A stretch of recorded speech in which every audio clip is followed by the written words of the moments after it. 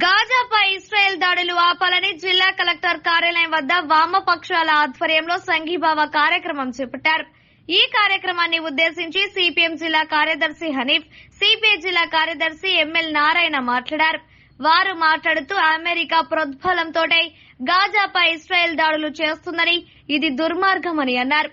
సంవత్సరానికి పైబడి ఈ దాడులు చేస్తున్నందున 50,000 మందికి పైగా సామాన్య పౌరులు, పిల్లల, మహిళలు చనిపోయారని, ఇంకా లెక్కకు రాని వారు ఇంకా ఎంతమంది ఉన్నారో తెలియదని అన్నారు.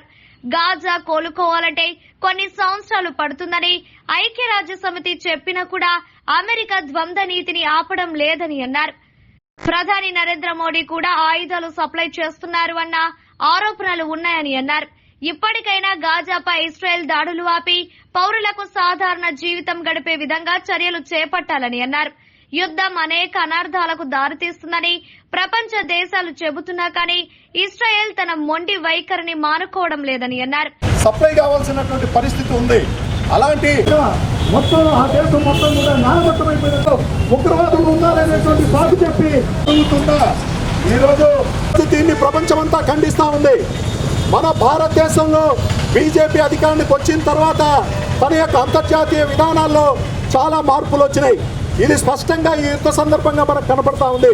ఒకప్పుడు అలీని ఉద్యమానికి నాయకత్వం వహించినటువంటి భారతదేశం, అదేవిధంగా ఆఫ్ఘనిస్తాన్ తోటి, పాలిస్తీనా తోటి, అట్లాగే ఇరాన్, అనేక దేశాలతోటి మనం అలీన ఉద్యమంలో భాగంగా మూడో ప్రపంచ దేశాలతోటి సన్నిహిత సంబంధాలు కలిగినటువంటి మనం ఈరోజు భారతదేశం ఎలా ఉందంటే జరుగుతున్నటువంటి యుద్ధానికి వ్యతిరేకంగా మాట్లాడుతున్నట్టే ఉంటుంది.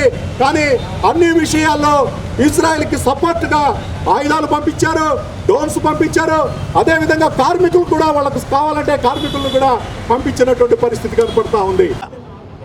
పాలస్తీనాపై ఇజ్రాయెల్ చేస్తున్న మారణకాండ, ఇజ్రాయెల్ చేస్తున్న యుద్ధం, మారణకాండకు వ్యతిరేకంగా భారతదేశ వ్యాప్తంగా 10 వామపక్ష పార్టీల పిలుపు మేరకు ఈరోజు దేశవ్యాప్తంగా పాలస్తీనా సంఘీభావ కార్యక్రమాన్ని నిర్వహిస్తూ ఉన్నాం. అందులో భాగంగా ఇదే రోజు ఒంగోలు కలెక్టరేట్ ముందు ఈ కార్యక్రమం జరుగుతూ ఉంది. గత అక్టోబర్ 7వ తేదీన ఈ యుద్ధం ప్రారంభించబడింది. మళ్ళీ తిరిగి ఈరోజు అక్టోబర్ 7 సంవత్సరం రోజులు గడుస్తున్న ఈ నేపథ్యంలో పాలస్తీనాలో జరుగుతున్న తీవ్రమైన దమనకాండ, ఈరోజు ప్రజలు, చిన్నపిల్లలు, ఆడవాళ్ళు, ముసలివాళ్ళని ఈరోజు 48,000 మందికి పైగా ఈరోజు అత్యంత దారుణంగా హత్య చేశారు, చంపేశారు బాంబులు. ఈరోజు నివాస స్థలాల మీద, విద్యాలయాల మీద, మసీదుల మీద ఈరోజు దాడులు జరిగే పరిస్థితి, బాంబింగ్ చేసే పరిస్థితి ఈరోజు జరుగుతూ ఉంది. అత్యంత దారుణం, పాశవికమైన పరిస్థితి, సామ్రాజ్యవాద కాంక్షతోటి అమెరికన్ ప్రేరేపిత యుద్ధం ఈరోజు ఇజ్రాయెల్ నడుపుతూ ఉంది పాలస్తీనా మీద. మొత్తం పశ్చిమాసియా దేశాల్లో భయానకమైన పరిస్థితులు ఈరోజు సృష్టిస్తూ ఉన్నది ఇజ్రాయెల్. ఈ సందర్భంలో ఇజ్రాయెల్ని చేస్తున్న దమనకాండకి, యుద్ధానికి వ్యతిరేకంగా ప్రపంచ దేశాలన్నీ, ప్రజలందరూ సంఘీభావం తెలియజేయాల్సిందిగా ఈ సందర్భంగా ప్రజానీకానికి విజ్ఞప్తి చేస్తూ ఉన్నాం. భారతదేశానికి సంబంధించి భారతదేశం అలీన ఉద్యమం నడిపింది. అలీన ఉద్యమంలో ప్రధాన పాత్ర పోషించిన ఆనాటి పాలస్తీనాకు సంబంధించిన నాయకులు, మన అలీన ఉద్యమంలో యాసర్ అరాఫత్ గారు భారతదేశం నడిపిన అలీన ఉద్యమానికి సపోర్టుగా నిలబడిన పరిస్థితి ఉంటే, ఈరోజు భారత ప్రభుత్వం, నరేంద్ర మోడీ గారు ఇజ్రాయెల్ కోరిందని ఆయుధాలు సప్లై చేశారు, ఇజ్రాయెల్ కోరిందని కార్మికులను సప్లై చేస్తున్నారు, డ్రోన్లు సప్లై చేస్తున్నారు. ఈరోజు భారతదేశం అనేక సందర్భాల్లో వాళ్ళు అంతర్జాతీయ న్యాయస్థానం కోరుతుంది ఈ యుద్ధాన్ని వెంటనే ఆపండి.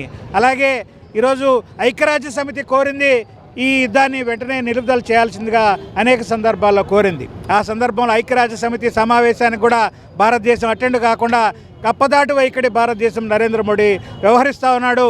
నరేంద్ర మోడీ గారు ఈరోజు పాలస్తీనాపై జరుగుతున్న ఈ దమనకాండకి ఈరోజు అనుకూలంగా ఉంటారా, లేకపోతే ఇజ్రాయెల్కి, అమెరికన్ సామ్రాజ్యవాదానికి మీరు అనుకూలమా, ఏంటో మీ వైఖరి ఏంటో, భారతదేశ వైఖరి ఏంటో తేల్చి చెప్పాల్సిన అవసరం ఉన్నదని చెప్పి ఈ సందర్భంగా భారతదేశ ప్రభుత్వానికి, ప్రధానమంత్రి గారికి విజ్ఞప్తి చేస్తూ పాలస్తీనాకి సంఘీభావం తెలియజేయాల్సిందిగా, పాలస్తీనాకి భారతదేశ ప్రజలందరూ సంఘీభావంగా నిలబడవలసిందిగా మీ ద్వారా భారత ప్రజానీకానికి ఈ సందర్భంగా విజ్ఞప్తి చేస్తా ఉన్నాం.